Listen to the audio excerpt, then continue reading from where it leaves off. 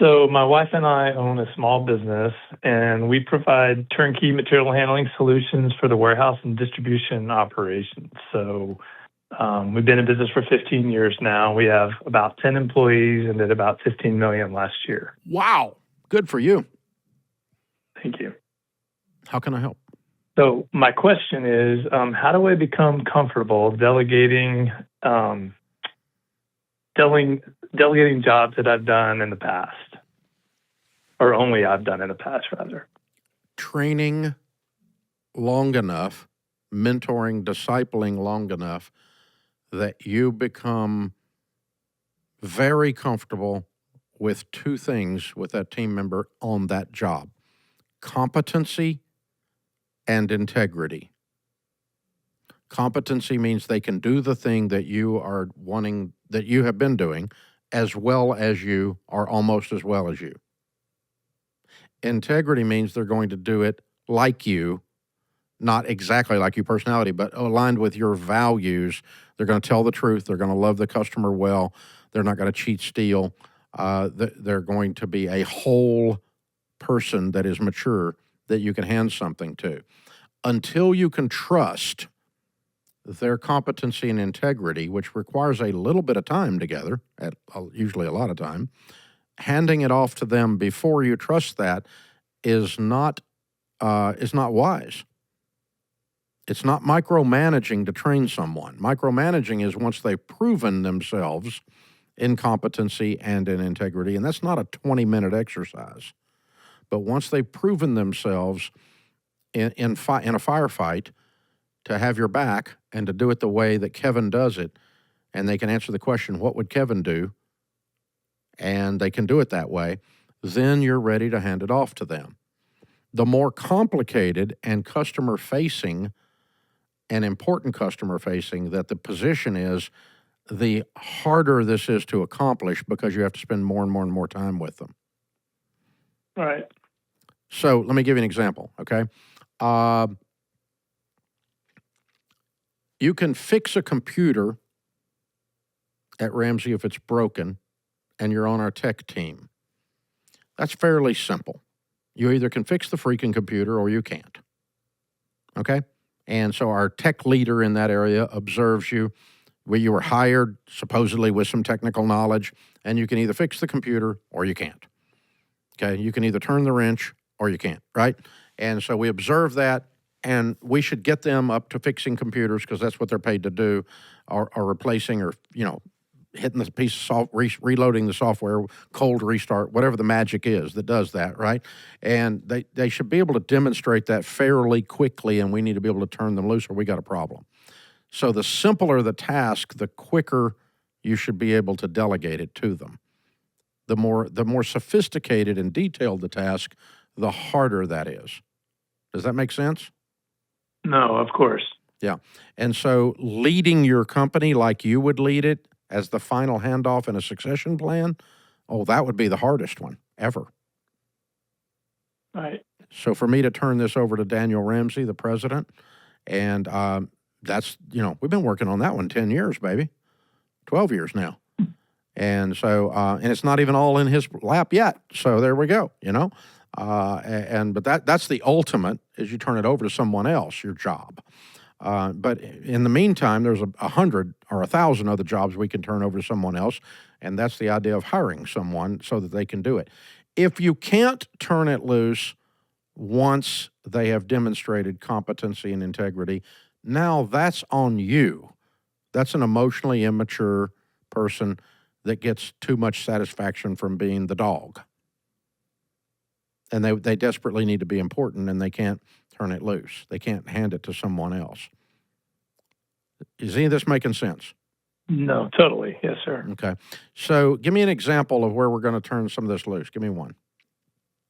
Okay. So one of the things that I do is when I go to a customer, I have to be able to assess what their needs are. If I walk into a warehouse, I have to be able to assess where their opportunities are for, a problem and needing a solution. Where you can add value. Correct. Can we be of service here, or do they already have their crap together? Yeah. Right. Okay, good. I like that. And there's probably, 50 components of that? I mean, sure, there's a lot of different things that you could look at depending on what they do. I mean, you could probably say that 80% of the opportunities fall within 10 items. I'm making this Probably. up. I'm making this Sure, up. It might sure, be 12. sure. It's I'll go not with that, 42. sure. No. Okay. If the whole list is 100, the 80-20 principle is going to apply. Out of the 100, 20% of them are going to have 80% of your opportunities. If, something like that. I would guess that's true in most situations. No, that's true. That's okay, true, so that's sure. that's where we start. We got to train them on the most important 10 or the most important 12. This is the big 12. This is the big 8. This is the big 7. This is the big 17. I don't know what it is, but you got to learn the 17, and you got to look for those the first 35 seconds you're on the floor, baby. You're looking for these 17. As soon as you walk into this man's warehouse, this is where we can add value. And out of those 17, you're going to find 4 of them in 35 seconds. Watch, look here. See it? Boom, boom, boom. Here's your target. Acquire the target. Put the bead on it. Put a laser on it. Go. And you just train them to think in force ranking from most important to least important opportunity. And then once you go through the 17, you got the big ones, you got something to sell from then to the guy and go, I can add value in these areas and I can show you that in 8 minutes. And then there's another 26 things that we can probably add some value to, but I'm gonna have to dig a little deeper and do a more thorough analysis and then let them walk hand in glove with you and learn how to do the full analysis as well as the first thing you walk in, draw and fire. Did I touch a nerve? Does that make sense? Does that apply to your world? Yes. Okay. Because that's how I would do it if I was in there. So, yeah. Because I think you've been doing this for over a decade, right? Yeah, about 20 years. Yeah, and so it's second nature to you. But when you start making this list down, and they read it the first time, they're going to think you invented fire. Oh God, that's so insightful. But for you, it's just like a yawn. But you do quantum physics on this stuff so fast because it's what you do. It's your thing. It's how you made $15 million freaking dollars last year because you're a stud in this area. And so if you're Peyton Manning or you're Tom Brady, this is how you throw a football. These are the mechanics to get this thing to spiral and leave my hands and be 47 miles an hour and drill a freaking hole in that guy's chest when it gets there. If you've ever caught a football from a professional quarterback, you'll never want to do it again. Okay? And so, you know what I'm saying? So this is like, oh my God. But there's a series of things that create that physical motion with that football, right? And they can explain it in detail, but there's only a few people on the planet that can actually accomplish it. And you're that guy. You're freaking Peyton Manning walking in there in this warehouse, and you can see stuff because of your 10,000 hours of experience that Malcolm Gladwell talks about. So it's gonna be fun for you because now you're going to become a teacher rather than just a doer.